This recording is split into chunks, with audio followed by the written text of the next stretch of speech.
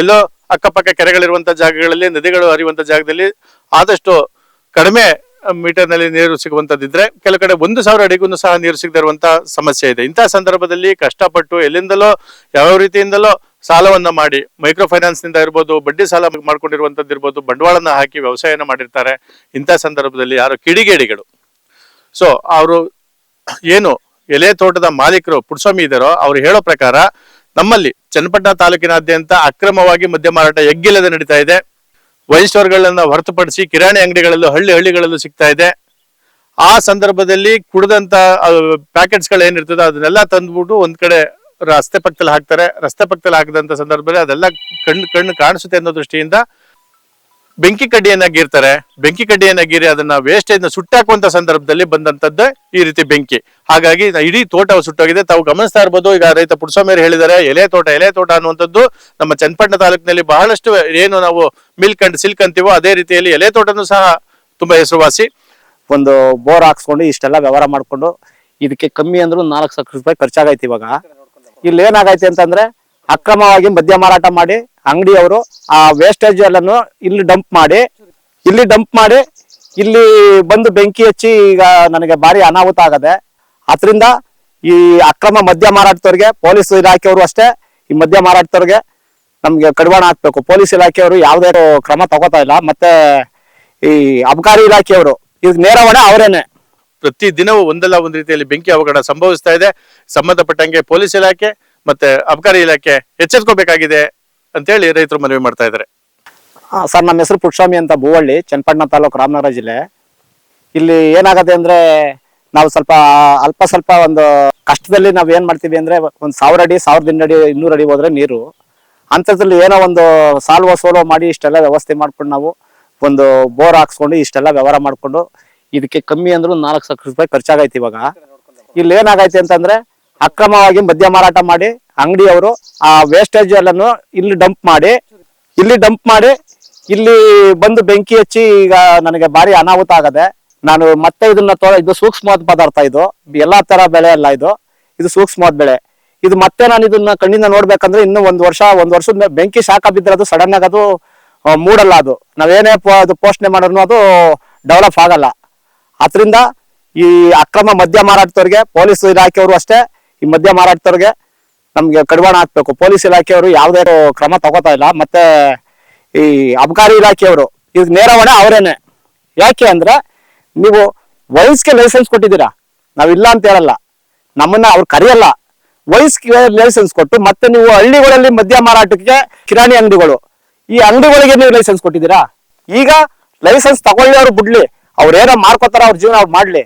ಅದನ್ನ ವೇಸ್ಟೇಜ್ ಬಂದಂತ ಡಂಪ್ ಬೇರೆ ಕಡೆ ಮಾಡ್ಬೇಕೆ. ಇಲ್ಲ ಇಲ್ಲಿ ಪರಿಸರ ಎಲ್ಲ ಹಾಳು ಮಾಡ್ಕೊಂಡು ನೋಡಿ ಹಿಂಗ ಆನೆಯಾಗಿ ಬೆಟ್ಟ ಗುಡ್ಡ ಮಧ್ಯೆ ನಮ್ ತೋಟ ಇರೋದು, ಸ್ವಲ್ಪ ಕಡ್ಡಿಗೆ ಮಡಗ್ತು ಅಂದ್ರೆ ಏನು ಉಳಿಯಲ್ಲ. ಈ ತರಕ್ಕಾಗಿ ನನಗೆ ನಾಶ ಆಗದೆ.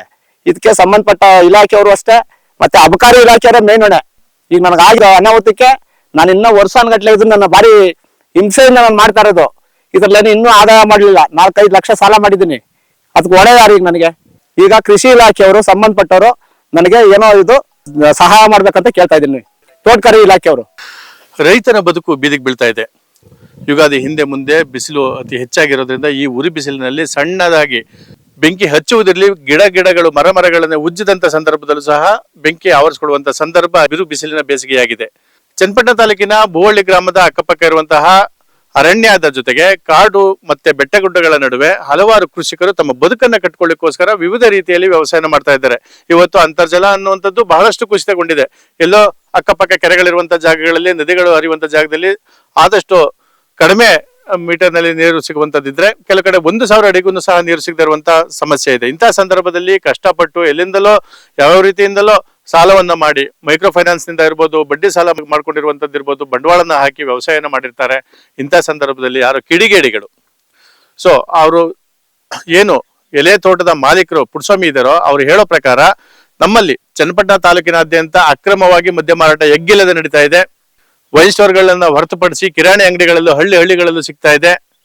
ಆ ಸಂದರ್ಭದಲ್ಲಿ ಕುಡಿದಂತ ಪ್ಯಾಕೆಟ್ಸ್ ಗಳು ಏನಿರ್ತದೆ ಅದನ್ನೆಲ್ಲ ತಂದ್ಬಿಟ್ಟು ಒಂದ್ ಕಡೆ ರಸ್ತೆ ಪಕ್ಕದಲ್ಲಿ ಹಾಕ್ತಾರೆ. ರಸ್ತೆ ಪಕ್ಕದಲ್ಲಿ ಹಾಕಿದಂತ ಸಂದರ್ಭದಲ್ಲಿ ಅದೆಲ್ಲ ಕಣ್ಣು ಕಾಣಿಸುತ್ತೆ ಅನ್ನೋ ದೃಷ್ಟಿಯಿಂದ ಬೆಂಕಿ ಕಡ್ಡಿಯನ್ನ ಗೀರ್ತಾರೆ. ಬೆಂಕಿ ಕಡ್ಡಿಯನ್ನ ಗೀರಿ ಅದನ್ನ ವೇಸ್ಟೇಜ್ ನ ಸುಟ್ಟಾಕುವಂತ ಸಂದರ್ಭದಲ್ಲಿ ಬಂದಂತದ್ದೇ ಈ ರೀತಿ ಬೆಂಕಿ.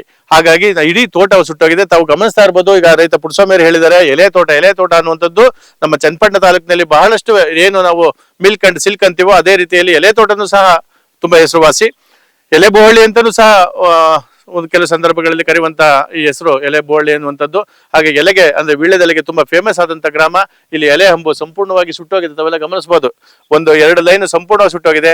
ಕೇವಲ ಎಲೆ ಹಂಬು ಮತ್ತೆ ಅಷ್ಟೇ ಸುಟ್ಟೋಗಿಲ್ಲ, ಎಲೆ ಹಂಬುಗೆ ಏನು ಒಂದು ಊರ್ಗೋಲಾಗಿದೆಯೋ ಕೆಲವು ಮರಗಳು, ಆ ಮರಗಳು ಸಹ ಸುಟ್ಟೋಗಿದೆ. ಸುತ್ತಮುತ್ತ ಇರುವಂತ ಎಲ್ಲಾ ಗಿಡ ಗೆಡ್ಡೆಗಳು ಸಹ ಸುಟ್ಟೋಗಿದೆ.